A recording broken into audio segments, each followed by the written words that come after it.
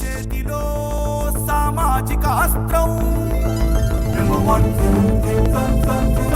Number one. Welcome to number one news. Montha తుఫాన్ అని అందరూ గత 3 రోజులు 4 రోజుల నుంచి మాట్లాడుకుంటున్నారు. అసలు తుఫాన్ అంటే ఏంటి, తుఫాన్ ఎలా ఏర్పడుతుంది, సముద్రంలో తుఫాన్ ఎలా ఏర్పడుతుంది, తుఫాన్ ఏర్పడడం కాకుండా తుఫాన్లకి పేర్లు ఎలా పెడతారు. మనం చూసినట్టయితే హుదూ తుఫాన్, తిత్లీ తుఫాన్ అని చాలా రకాల పేర్లు పెడుతున్నారు. అసలు ఈ పేర్లన్నీ ఎవరు పెడతారు, వీటికైనా సంస్థ ఉందా అనేది ఈరోజు వీడియోలో చూద్దాం రండి. ముందుగా మన భూమి ఏదైతే ఉందో దాన్ని లాంగిట్యూడ్స్ లాటిట్యూడ్స్ అంటారు. దాంట్లో మెయిన్గా వచ్చేసి మనకి ఉండేవి equator, tropic of cancer, tropic of capricorn, కింద వచ్చేసి సౌత్ పోల్, నార్త్ పోల్ ఉంటుంది. ఇక్కడ మనం చూసుకోవాల్సింది ఏంటంటే ఈక్వేటర్. అయితే ఈ ఈక్వేటర్ ఉందో ఈ ఈక్వేటర్ పైన ఉండేదంతా నార్థన్ హెమిస్ఫియర్ అంటారు, ఈక్వేటర్ కింద ఉన్నదంతా సదరన్ హెమిస్ఫియర్ అంటారు. ఏవైతే ఓషన్స్, ఎలాగైతే మనకి 5 ఓషన్స్ ఉన్నాయో, అట్లాంటిక్ ఓషన్, పెసిఫిక్ ఓషన్, అలాగా ఇండియన్ ఓషన్, అలాగా ఓషన్స్ అయితే ఉన్నాయో, ఆ ఓషన్స్ ఏవైతే ఈ వాటికి ఈ లాటిట్యూడ్స్ దగ్గర ఉంటాయో అక్కడ వాటి యొక్క టెంపరేచర్ అనేది డిసైడ్ అవుతుంది. చూసాం types of oceans and the temperature. ఇక్కడ చూడొచ్చు మనం ఈక్వేటర్ దగ్గర ఉన్న ఓషన్స్ మనకి ఇండియా వచ్చేసి ట్రాపిక్ ఆఫ్ క్యాన్సర్ ఈ ఏరియాలో ఉంటుంది. ఇది వచ్చేసి నార్థన్ హెమిస్ఫియర్. ఈ ట్రాపిక్ ఆఫ్ క్యాన్సర్ దగ్గర ఉన్నవన్నీ వార్మ్ ఓషన్స్. చూడొచ్చు మనం ఈక్వేటర్. ఎందుకంటే ఈక్వేటర్ దగ్గర ఎందుకు ఎక్కువ వార్మ్ ఓషన్ ఉంటుందంటే 0 degrees సన్లైట్ అనేది సన్ నుంచి డైరెక్ట్గా ఈ ఈక్వేటర్ రీజియన్లో పడుతుంది. దానివల్ల ఇక్కడున్న ఓషన్స్ అన్నీ మ్యాక్సిమం హాట్లో ఉంటాయి. దాని తర్వాత ట్రాపిక్స్, ఈ tropic of cancer and tropic of capricorn. మన ఇండియన్ ఓషన్ ఎక్కడ ఉందంటే ఈ ట్రాపిక్ ఆఫ్ క్యాన్సర్ దగ్గర అనేది ఉంది. ఎక్కడ ఉండడం వల్ల మన ఓషన్లో ఉన్న సీస్ కానీ వాటి ఉన్న టెంపరేచర్, వాటర్ టెంపరేచర్ ఎప్పుడు వామ్లో ఉంటుంది. ఇంకా మిడ్ లాటిట్యూడ్, ఈ నార్త్ టెంపరేట్ జోన్ కానీ సౌత్ టెంపరేట్ జోన్ కానీ ఇక్కడ అన్నీ ఎప్పుడు కోల్డ్లో ఉంటాయి. ఇది అక్కడున్న ఓషన్లో ఉన్న వాటర్ టెంపరేచర్. ఇప్పుడు ఓషన్ టెంపరేచర్ ఎలాగా ఒక సైక్లోన్ని పుట్టిస్తుందో ఇప్పుడు చూద్దాం. Why do cyclones form? అసలు సైక్లోన్స్ అనేవి ఎలా ఫామ్ అవుతాయి, ఎప్పుడు ఫామ్ అవుతాయి? ఎప్పుడైతే ఓషన్లో ఉన్న వాటర్ 23 degrees Celsius కంటే ఎక్కువ హైట్లో ఎక్కువ వెళ్తుందో టెంపరేచర్ అనేది, అప్పుడు వెళ్ళినప్పుడు వామ్ వాటర్ మెల్లగా ఎవాపరేట్ అయ్యి ఆ ఏరియాలో లో ప్రెషర్ బెల్ట్ని ఫామ్ చేస్తుంది. అలా ఫామ్ చేసినప్పుడు warm ocean water heats air above it. ఎప్పుడైతే ఈ వామ్ ఓషన్ వాటర్ ఉన్నాయో ఆ పైన గాలిని మొత్తం హీట్ చేస్తుంది.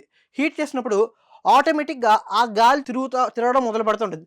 మీకు డౌట్ రావచ్చు, గాలి ఎగుస్తుంది కదా ఎందుకు తిరుగుతుందని. మనకు అందరికి తెలిసిందే, భూమి అనేది ఎప్పుడు దాని సొంత యాక్సిస్ మీద రివాల్వ్ అవుతూ ఉంటుంది. అలా రివాల్వ్ అవుతున్న సందర్భంలో ఎప్పుడైతే ఈ గాలి అనేది, ఈ వామ్ వాటర్ ఎప్పుడైతే మనకు పైకి వస్తుందో ఆ గాలి అక్కడ తిరుగుతూ ఉంటుంది. అలా తిరుగుతూ దాన్ని అప్పుడు దీన్ని సైక్లోన్ అంటారు. ఇప్పుడు మనం సైక్లోన్ ఎలా ఉంటుందో చూడబోతున్నాం. మెయిన్గా ఇది సైక్లోన్ ఎప్పుడైతే ఈ స్పైరల్ రెయిన్ బ్యాండ్ అనేది ఉందో దాని చుట్టూ తిరగడం, ఆ ఉన్న ఎయిర్ పాత్ అనేది తిరుగుతూ ఒక సుడిగుండంలో ఫామ్ అవుతుంది. అది ఫామ్ అయినప్పుడు దానికి సెంటర్లో ఉండేది ఐ. ఈ సెంటర్లో ఉండే ఐ, దాని చుట్టూ ఐ వాల్ ఉంటుంది, దాని చుట్టూ ఈ స్పైరల్ రెయిన్ బ్యాండ్ ఉంటుంది.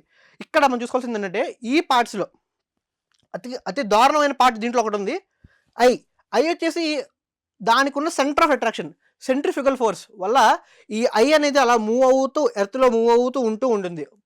ఎప్పుడైతే ఈ మొత్తం సైక్లోన్ అనేది సీలో ఉంటుందో అప్పటి వరకు ఎటువంటి ప్రమాదం ఉండదు. ఎప్పుడైతే భూమి దగ్గరకు వస్తుందో, ఎప్పుడైతే కోస్టల్ లైన్ దగ్గరకు వస్తుందో అక్కడ నుంచి ప్రమాదం స్టార్ట్ అవుతుంది. అప్పుడు వచ్చేదే సైక్లోన్. ఐ ఎప్పుడైతే తీరం దగ్గరకు వస్తుందో అప్పుడు ఎటువంటి ప్రమాదం ఉండదు. కాకపోతే దీని చుట్టూ ఉన్న ఐవాల్, అప్పుడు గాలిలో అయితే దాని యావరేజ్ గాలిలే 100 నుంచి 150 km/h ఉంటుంది. అందుకే సైక్లోన్లు ఎప్పుడైతే ఐవాల్ వస్తుందో అప్పుడు మ్యాక్సిమం ఆఫ్ ది ఏరియాస్కి రెడ్ అలర్ట్ ఇస్తూ ఉంటారు. ఇది అసలు సైక్లోన్ పార్ట్స్. తర్వాత సైక్లోన్ అది ఒక్క సైక్లోన్ అని అంటారా, ఇంకా వివిధ రకాల పేర్లు ఉంటాయా? సైక్లోన్ అనేది మొత్తం 3 రకాలుగా పిలుచుకుంటారు. అది ఎందుకు పిలుచుకుంటారంటే మనకి ఎలాగో మనకి మేజర్ 5 ఓషన్స్ ఉంటాయి. ఆ 5 ఓషన్స్ ఉన్నాం కదా, ఎక్కడైతే ఇలాగ సైక్లోన్ ఏర్పడుతుందో దాన్ని 3 రకాలుగా పీల్చుకుంటారు. ఆ 3 రకాలు వచ్చేసి ఒకటి సైక్లోన్, హరికేన్, టైఫూన్. హరికేన్ ఇక్కడ ఏదైతే వెస్ట్ పసిఫిక్ ఓషన్, మనకి ఏ రీజన్ వచ్చేసి యుఎస్ఏ, కెనడా, అక్కడ వెస్ట్ పసిఫిక్ ఓషన్ అయితే ఉంటుంది.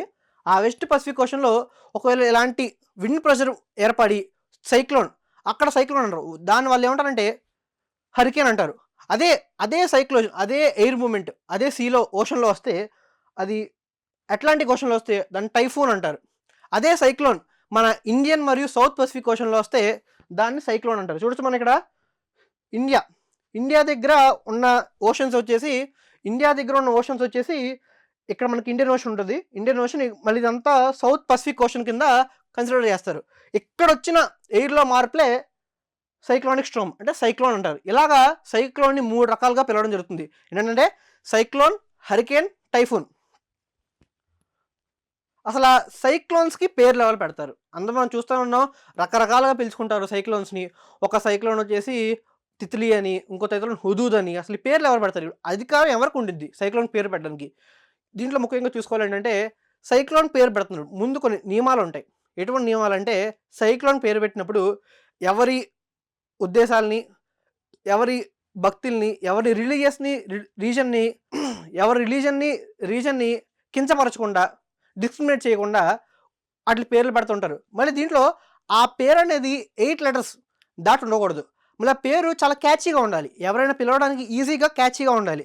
మళ్ళీ దీంట్లో ముఖ్యంగా ఒక్కసారి ఏదైనా సైక్లోన్కి ఒక పేరు పెడితే ఆ పేరు అనేది ఇంకా ఎక్స్పైర్ అయిపోతుంది. ఆ సైక్లోన్ దానికే ఉండాలి.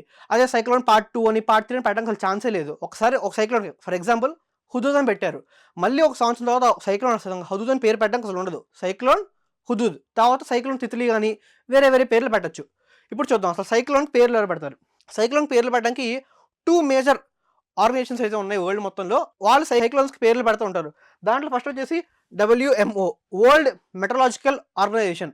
ఇది మనకి ఇండియాలో అయితే మన సైక్లోన్స్కి పేర్లు పెట్టాలంటే ఇండియాలో IMD ఇండియన్ మెటరలాజికల్ డిపార్ట్మెంట్ అనేది ఇండియాలో పేరు పెట్టడానికి ఒక ఆర్గనైజేషన్. అదే వరల్డ్ మొత్తంలో ఎక్కడ సైక్లోన్ వస్తే అక్కడ పెట్టడానికి WMO వరల్డ్ మెటరలాజికల్ ఆర్గనైజేషన్. ఇప్పుడు మీరు అనుకోవచ్చు ఇండియాలో ఒక పేరు పెడతారు, WMOలో ఒక పేరు పెడతారని.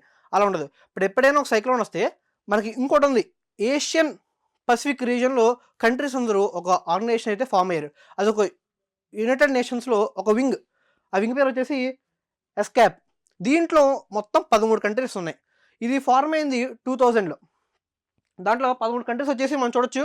13 కంట్రీస్ వచ్చేసి ఇండియా, బంగ్లాదేశ్, మాల్దీవ్స్, మయన్మార్, అలాగా మొత్తం ఏషియాను పసిఫిక్ ఓషన్లో ఏషియా పసిఫిక్ ఏవైతే ఉన్నాయో అవన్నీ దీంట్లో పాల్గొని వాటికి పేర్లు పెట్టడం జరుగుతుంది.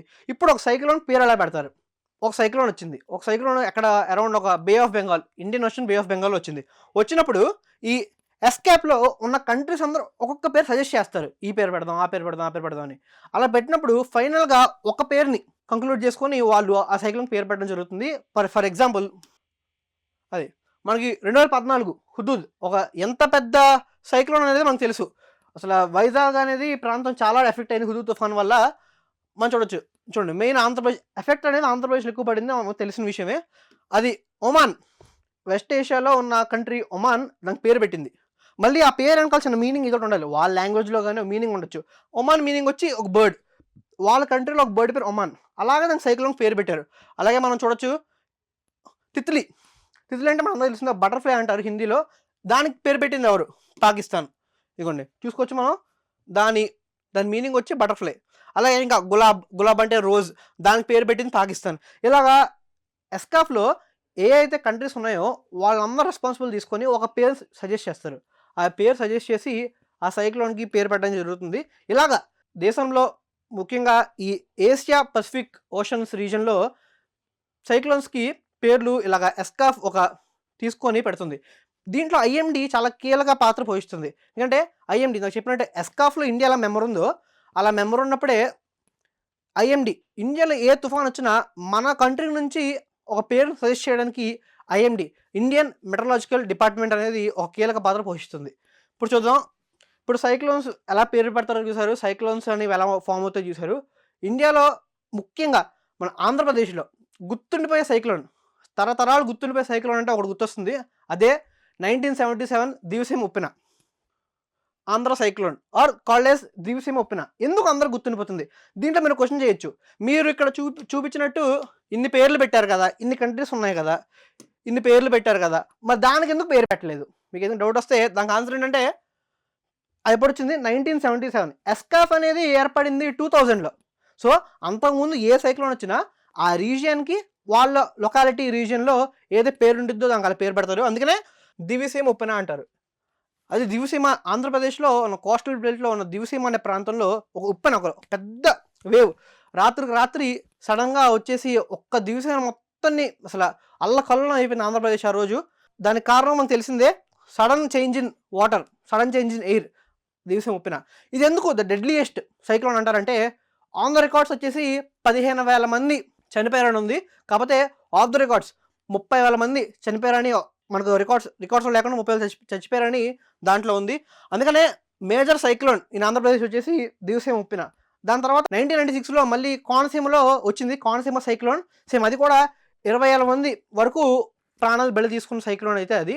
ఇప్పటి వరకు దాని తర్వాత అన్నీ వచ్చిన మేజర్ తుఫాన్లు పోల్చుకుంటే ఇప్పటి వరకు వచ్చిన తుఫాన్లన్నీ మైనర్ తుఫాన్లే. తిత్లీ అవ్వచ్చు, హుదూద్ అవ్వచ్చు, మొన్న వచ్చిన మోంతా కూడా మైనర్ తుఫానే. అది తుఫాన్ల గురించి చూసిన అప్డేట్ అయితే అది. చూసారు కదా సైక్లోన్స్ అనేవి ఎలా ఫార్మ్ అవుతాయి, సైక్లోన్స్కి ఎలా పేర్లు పెడతారు, సైక్లోన్స్ని వేరే ప్రాంతాల్లో ఏమని పిలుచుకుంటారు, అసలు మన ఇండియాలో సైక్లోన్ పెట్టడానికి ఎవరు రెస్పాన్సిబిలిటీ, మన ఇండియాలో సైక్లోన్స్ ఎన్ని వచ్చినాయి, ఆంధ్రప్రదేశ్ ముఖ్యంగా ఆంధ్రప్రదేశ్ ఏ సైక్లోన్ బాగా ఎఫెక్ట్ అయ్యింది, ఎటువంటి సైక్లోన్స్ బాగా ఎఫెక్ట్ అయ్యింది అనేది మీరు ఈ వీడియోలో చూసి తెలుసుకున్నారు. ఇంట్రెస్టింగ్ వీడియోస్ కోసం చూస్తున్న నెంబర్ 1 న్యూస్. సామాజిక చేతులు సామాజిక అస్త్రం. Thank you.